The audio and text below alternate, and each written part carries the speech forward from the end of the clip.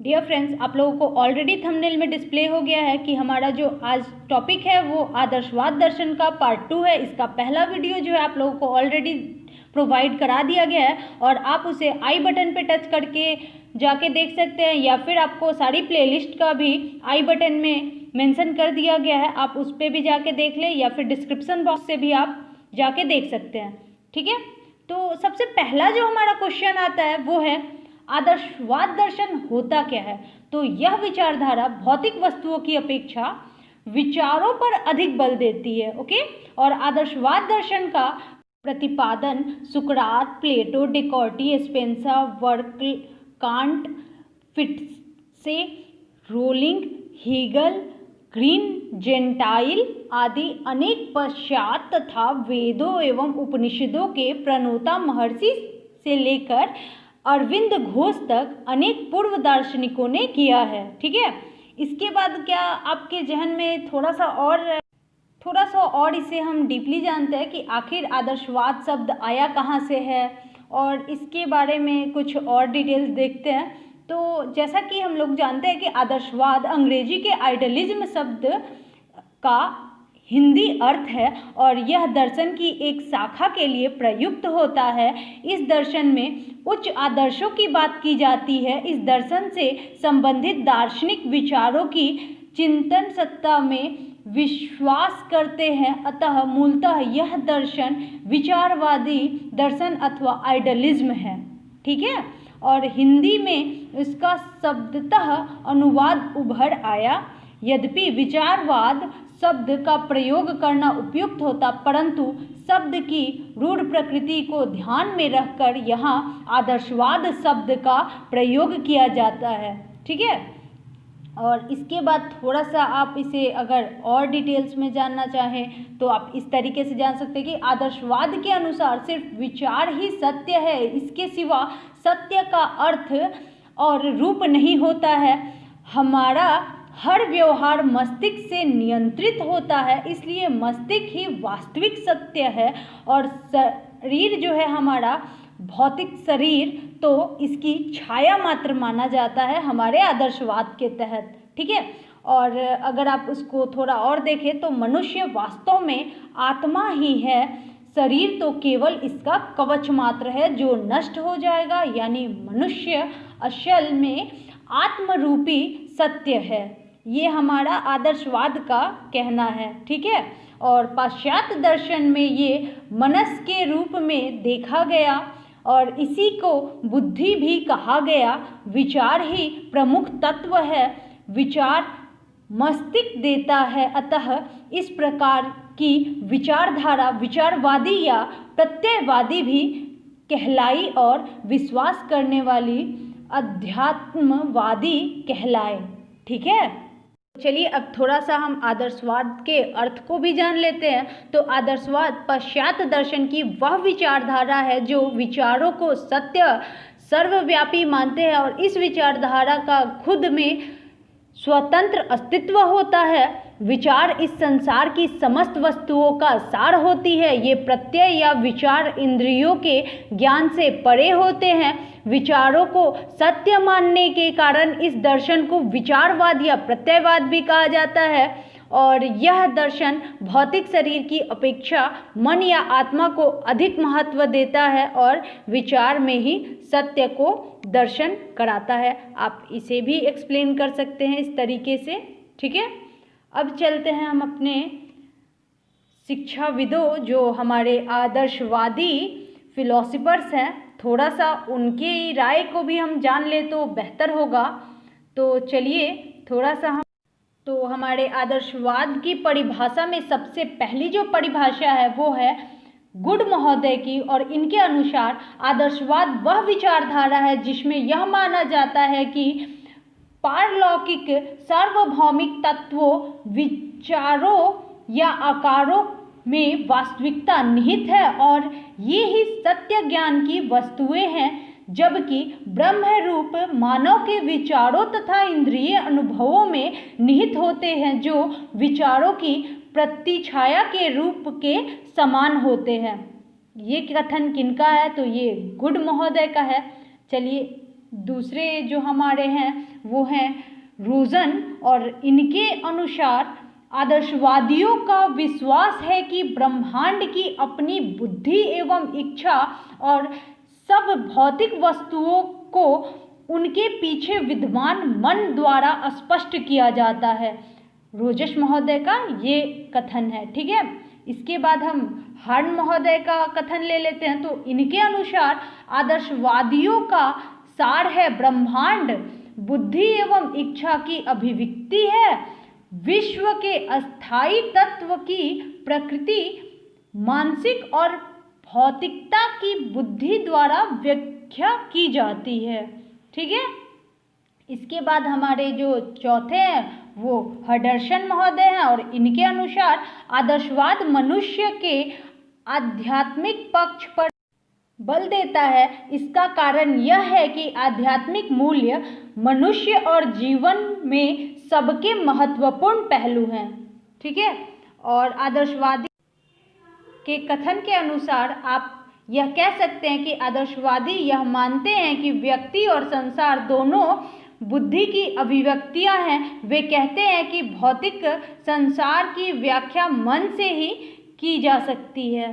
ठीक है, तो डियर फ्रेंड्स, यहाँ हमारा आदर्शवाद दर्शन होता क्या है, इसका अर्थ और इसकी परिभाषा कंप्लीट हो गई है। और अब हम चलते हैं आदर्शवाद के आधार की तरफ।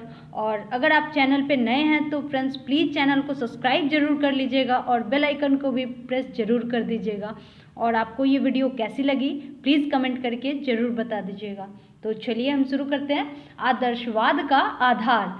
तो इसका सबसे पहला जो आधार है उसे हम जानते हैं आदर्शवाद का आधार विचार। ठीक है, तो विचार क्यों है इसको भी थोड़ा सा हमें जानना चाहिए। तो आदर्शवाद का शुद्ध नाम विचारवाद होना चाहिए, क्योंकि इसका प्रमुख आधार विचार है। जगत की वास्तविकता विचारों पर आश्रित है। प्रकृति एवं भौतिक पदार्थों की सत्ता विचारों का कारण है। आदर्शवाद का आधार भौतिक जगत न होकर मानसिक या आध्यात्मिक जगत है। विचार अंतिम एवं सार्वभौमिक महत्व वाले होते हैं। वे सार अथवा भौतिक प्रतिरूप है जो जगत को आकार देते हैं। ये मानदंड है जिससे इंद्रियां अनुभव योग्य वस्तुओं की जांच हो जाती है। ठीक है, तो उसके बाद हम चलते हैं अपने दूसरे आधार के ऊपर। तो आदर्शवाद का जो दूसरा आधार है वो है आत्मा। ठीक है, अब ये कैसे है, तो एक दूसरा आधार आंतरिक जगत है जिसे आत्मा या मन कहते हैं, और इसी के कारण विचार प्राप्त होते और उन विचारों को वास्तविकता मिलती है। जगत का आधार मनस है, यह यांत्रिक नहीं है। जीवन हम जटिल भौतिक रासायनिक शक्तियों में ही नहीं घटा सकते, यह मनस पर आधारित है। पदार्थ को मनस का प्रकृति का बाह्य रूप माना जाता है। आदर्शवाद का आधार तर्क एवं बुद्धि कहा जा सकता है। इस संबंध में प्लेटो और सुकरात के विचार एक प्रकार से मिलते हैं कि मनुष्य में ही तर्क की शक्ति है और तर्क द्वारा ही विचार प्राप्त होता है। ठीक है, अब चलते हैं हम अपने तीसरे आधार के तरफ। तो आदर्शवाद का जो तीसरा आधार है वो है मानव। आदर्शवाद का तीसरा आधार मानव को कहा जाता है, और कैसे इसे थोड़ा चलिए देखते हैं। आदर्शवाद का तीसरा आधार मानव इसलिए कहा जाता है क्योंकि आत्मा उच्चांशः एवं विचार तर्क और बुद्धि से युक्त होती है, और मानव वह प्राणधारी है जिसमें अनुभव करने, उन्हें धारण करने और उन्हें उपयोग में लाने की विलक्षण शक्ति होती है। मानव सभी प्राणियों एवं पशुओं में सर्वश्रेष्ठ इसी कारण गिना जाता है क्योंकि महान अनुभव करता है और उसे गौरव एवं आधार दिया जाता है, और सस्वर एवं अन्य सभी कार्यों पर उसका आधिपत्य होता है। मनुष्य में जो आत्मा होती है वास्तव में विभिन्न उच्च शक्तियों से निहित होती है। उसी में तर्क, बुद्धि, मूल्य, नैतिक, धार्मिक और आध्यात्मिक सत्ताएं होती हैं, इसलिए इसका एक आधार मानव भी है। ठीक है, अब हम चलते हैं इसके आखिरी आधार की तरफ, तो वो है हमारा राज्य, क्योंकि आदर्शवाद का आधार हेगेल ने राज्य को माना है। इसमें समटाइम आपसे ऐसे भी क्वेश्चंस पूछे जा सकते हैं कि आदर्शवाद का आधार राज्य किसने माना है, तो हेगेल ने। ठीक है, और इस संबंध में कर्निघन का विचार है कि हेगेल के लिए राज्य महान आत्मा का संसार में सर्वोच्च प्रकाशन है, जिसका समय के द्वारा विकास सबसे बड़ा आदर्श है। राज्य दैवी विचार है इस पृथ्वी पर जिसका अस्तित्व है। इससे यह ज्ञात होता है कि राज्य की संकल्पना आदर्शवादी आधार का ही कारण है। ठीक है, ये अब हम अपने नेक्स्ट क्वेश्चन की तरफ चलते हैं। तो हमारा जो नेक्स्ट क्वेश्चन है वो है आदर्शवादी दर्शन के प्रमुख तत्व कौन कौन से हैं। तो जैसा कि हम लोगों को पता है कि हम लोग इसमें तत्व मीमांसा, ज्ञान मीमांसा और मूल मीमांसा के बारे में जानेंगे। तो सबसे पहले चलिए हम तत्व मीमांसा की जिक्र कर लेते हैं। तत्व मीमांसा सभी आदर्शवादियों की मान्यता है कि यह जगत भौतिक नहीं अपितु मानसिक या आध्यात्मिक है। जगत विचारों की एक व्यवस्था, तर्कना का अग्रभाग है। प्रकृति मन की क्रिया है।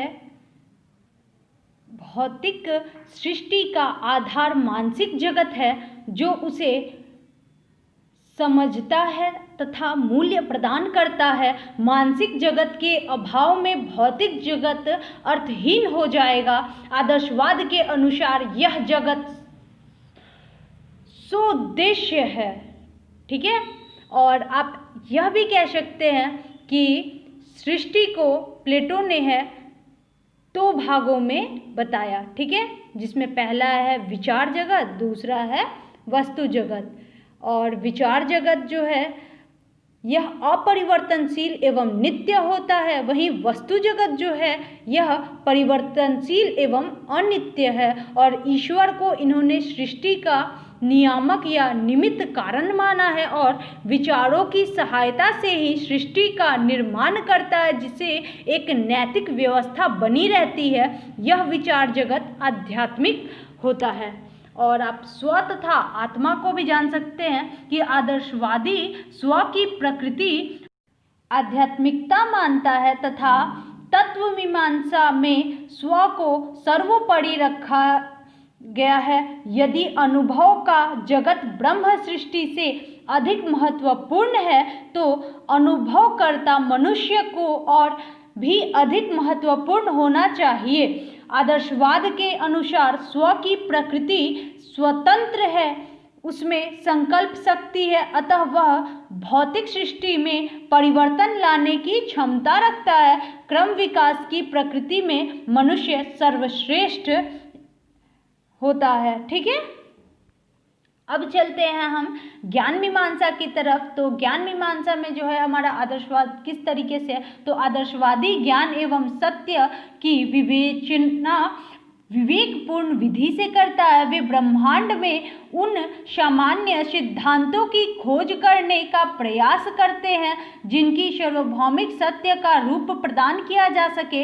इस दृष्टिकोण से उनकी धारणा है कि सत्य का अस्तित्व है, परंतु इसलिए नहीं कि वह व्यक्ति या समाज द्वारा निर्मित किया गया है। सत्य को खोजा जा सकता है, जब उसकी खोज कर ली जाएगी तब वह निरपेक्ष सत्य तथा आदर्शवादियों की मान्यता है कि स्वस्वर एवं निरपेक्ष मन या आत्मा सत्य होता है। ठीक है, और आप इसे दूसरे शब्दों में इस तरीके से भी कह सकते हैं कि आदर्शवादियों ने इंद्रियों से प्राप्त ज्ञान यानी इंद्रियजन्य ज्ञान को सत्य माना है, लेकिन इसे पूर्ण रूप से संशय से रहित नहीं माना जा सकता। इसलिए इसे हम आंशिक सत्य भी कह सकते हैं। ये तर्क बुद्धि द्वारा प्राप्त ज्ञान को अस्थायी ज्ञान मानते हैं और यही ज्ञान एक सामान्य नियम को या सामान्य सिद्धांत को बनाता या निर्माण करता है। ठीक है, अब चलते हैं हम अपने आखिरी मीमांसा की तरफ, मूल्य या आचार मीमांसा की तरफ। तो इसमें क्या है, शिव क्या है, इसके विषय में आदर्शवादियों का कहना है सजीवन को ब्रह्मांड से सामंजस्य स्थापित करके ही व्यतीत किया जा सकता है। निरपेक्ष सत्ता का अनुकरण करके ही शिव या अच्छा की प्राप्ति की जा सकती है। आदर्शवादियों का मत है कि जब मनुष्य का आचरण सार्वभौमिक नैतिक नियम के अनुसार होता है तो वह स्वीकार होता है। सुंदर क्या है, आदर्शवादियों के अनुसार यह निरपेक्ष सत्ता सुंदरतम है। इस जगत में जो कुछ भी सुंदर है यह केवल उसका अंश मात्र है, अर्थात उसकी प्रतिछाया है। जब हम कला के किसी कार्य को सौंदर्य अनुभूति करते हैं तो हम इसे इसलिए करते हैं क्योंकि वह निरपेक्ष सत्ता का सच्चा प्रतिनिधि है। आदर्शवादी संगीत को सर्वोत्तम प्रकार की सौंदर्यात्मक रचना मानते हैं, और आप इसे दूसरे शब्दों में ऐसे भी कह सकते हैं कि प्लेटो ने मनुष्य के जीवन का अंतिम उद्देश्य अपने को जानना यानी कि सेल्फ टू नो या आत्मानुभूति प्राप्त करना, और इसे प्राप्त करने के लिए नैतिक जीवन को आवश्यक बताया है, जिसमें उसने 4 सद्गुण बताए हैं: संयम, धैर्य, ज्ञान, न्याय। अक्सर पूछा जाता है कि 4 सद्गुण क्या हैं, तो आप इसका जवाब दे सकते हैं संयम, धैर्य, ज्ञान और न्याय। ठीक है, इसके द्वारा ही व्यक्ति 3 शाश्वत मूल्यों सत्यम, शिवम, सुंदरम की प्राप्ति कर सकता है। सत्य ट्रुथ हो गया, शिवम गुडनेस हो गया, सुंदरम ब्यूटी हो गई। तो सत्य किसे कहते हैं, थोड़ा सा इसको भी देख ले। इसके अनुसार मन तथा आत्मा को जानना ही सत्य है जो अपरिवर्तनशील है। उसके बाद है हमारे शिवम। तो जब व्यक्ति को आत्मज्ञान प्राप्त हो जाता है तो ऐसा ज्ञान सबके लिए कल्याणकारी होता है या शुभ होता है, इसलिए इसे हम शिवम कहेंगे। और सुंदरम में क्या आएगा, तो सभी पदार्थों में जो सौंदर्य विद्यमान है या दिखाई देती है वह उस परमात्मा का सौंदर्य है जो नष्ट नहीं होता यानी अविनाशी है। सांसारिक सौंदर्य वास्तविक सौंदर्य नहीं है क्योंकि वह क्षणिक होती है। ठीक है, तो अब हम थोड़ा सा आदर्शवाद की प्रशाखाएं जो हैं उनके बारे में भी जान लेते हैं। तो आदर्शवाद की जो प्रशाखाएं हैं वो मुख्यतः 5 होती हैं। ठीक है, ऐसे भी बहुत सारी शाखाएं हैं लेकिन यहाँ पे हम 5 का जिक्र करेंगे जो कि बहुत ही ज़्यादा इम्पॉर्टेंट है, जिसमें सबसे पहला जो है वो प्लेटो का है। तो प्लेटो का वस्तुनिष्ठ आदर्शवाद, इस शाखा को यथार्थवादी आदर्शवाद भी कहा जाता है। प्लेटो के अनुसार विचार सनातन, सर्वव्यापी तथा सर्वकालिक होते हैं। उनका अस्तित्व अपने आप में होता है। वे न तो शाश्वत न जगत पर आश्रित होते हैं। इसका पूर्व भी अस्तित्व था तथा हमारे अंत के पश्चात भी वे रहेंगे। विचार इस जगत की वस्तुओं का सार है। इन सनातन विचारों की आपूर्ति प्रकृति हम अनुभव द्वारा मालूम करते हैं। प्लेटो के अनुसार इन पूर्ण विचारों की प्रतीति इंद्रिय ज्ञान की अपेक्षा विवेक ज्ञान से होती है। इंद्रियों द्वारा प्राप्त ज्ञान अपूर्ण तथा असंगत होता है, जबकि विवेक ज्ञान से सिद्धांतों की पकड़ आती है जो हमेशा सत्य होते हैं। ठीक है, नेक्स्ट है हमारे जो वो है बर्कले का व्यक्तिवादी आदर्शवाद। ठीक है, तो जॉन लॉक ने न्यूटन के सिद्धांत को स्वीकार किया कि जगत का आधार पुद्गल है, जिसमें संवेदनीय लंबा, चौड़ा, मोटा, रंग, ध्वनि, दाब आदि संवेदना अंतर्निहित है।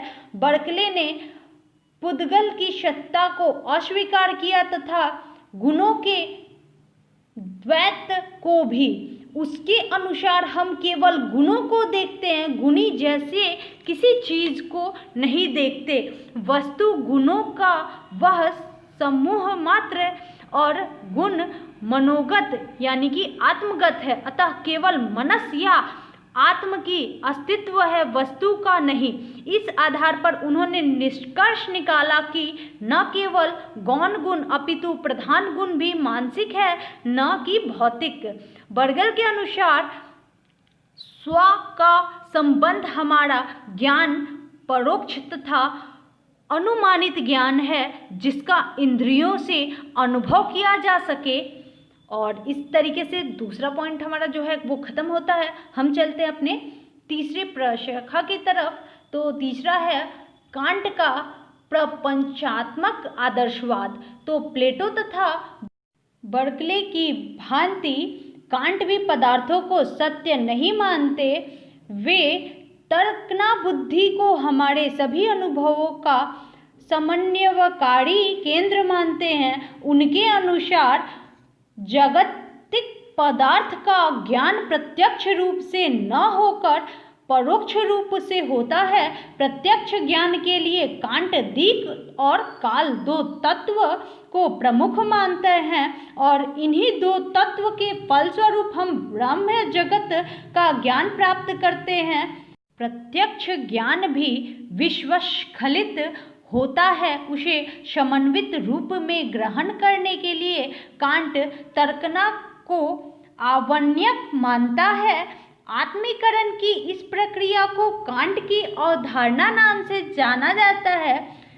ज्ञेय प्रत्ययों को कांट ने 12 भागों में विभक्त किया है। कांट ने मानव आत्मा अथवा स्व को सर्वोपरि माना। सभी आदर्शवादियों के समान वह भी स्व को मनसयुक्त मानते हैं, भौतिक नहीं। कांट के अनुसार मनस दिक् और काल का सर्जक है तथा अवधारणा से उपयुक्त वर्गीकरण का धारक है। मनुष्य सर्वोपरि होती है, मनुष्य की जो आत्मा है वो सर्वोपरि होती है। ठीक है। इसके बाद हमारे जो चौथे हैं वो हेगेल है और हेगेल का द्वंद्ववाद वह है। हेगेल के अनुसार सत्ता तथा उसके संबंध में हमारा ज्ञान समरूप है एवं हमारा ज्ञान तर्क बुद्धि परक होता है और स्वयं सत्ता की इस तर्क बुद्धि के परक व्यवस्था के कारण मनुष्य का ज्ञान सत्ता को उसी सीमा तक ग्रहण कर पाता है जिस सीमा तक मान्यता है कि विश्व निर्बाध गति से सक्रिय विकास की ओर बढ़ रहा है। इस क्रम में विकास की प्रक्रिया के द्वारा विश्व अपने ही अंतर्निहित उद्देश्य की ओर बढ़ रहा है। इस क्रम में विकास का प्रयोजन अपने आप में निहित लक्ष्यों तथा निहित के बारे में सचेत होना है। हेगेल की इसी क्रम विकास के विचार को आगे बढ़ाते हुए कहता है कि सत्ता परम तत्व के मन में विचार का विकास है। ब्रह्मांड चेतना परमेश्वर सत्ता के रूप में 3 स्थितियों में विकास होती है, यथा स्थापना, प्रतिस्थापना तथा संस्थापना। हेगेल इसे आधिकारिक पूर्णता की ओर बढ़ने की प्रक्रिया मानता है। नैतिकता का सिद्धांत इसी द्वंद्वात्मक चिंतन शैली को हेगेल नैतिकता के क्षेत्र में भी प्रयुक्त करता है। समूह की नैतिकता जो कि सामाजिक संस्थानों में परिलक्षित होती है, व्यक्तिगत नैतिकता का सही मार्गदर्शन कर सकती है। ठीक है। और अब हम अपने जो 5 प्रशाखाएं हैं इसके नाम को एक बार और रिपीट कर लेते हैं। पहला जो है प्लेटो का वस्तुनिष्ठ आदर्शवाद, दूसरा हो गया बर्कले का व्यक्तिवादी आदर्शवाद, तीसरा हो गया कांट का प्रपंचात्मक आदर्शवाद, चौथा हो गया हेगेल का द्वंद्ववाद और पांचवा हो गया नैतिकता का सिद्धांत। ठीक है, तो अब हम थोड़ा सा आदर्शवादी शिक्षा का मूल्यांकन देख लेते हैं। तो यहाँ पे हम सकारात्मक गुण और नकारात्मक गुण दोनों पहलुओं को देखेंगे, क्योंकि दोनों ही बहुत ज़्यादा जरूरी होते हैं। तो सकारात्मक गुण में सबसे पहला क्या आएगा कि यह दर्शन आदर्शवादी शिक्षा ईश्वर की सत्ता में विश्वास रखता है। ये हमारा पहला पॉजिटिव क्वालिटी हो गया।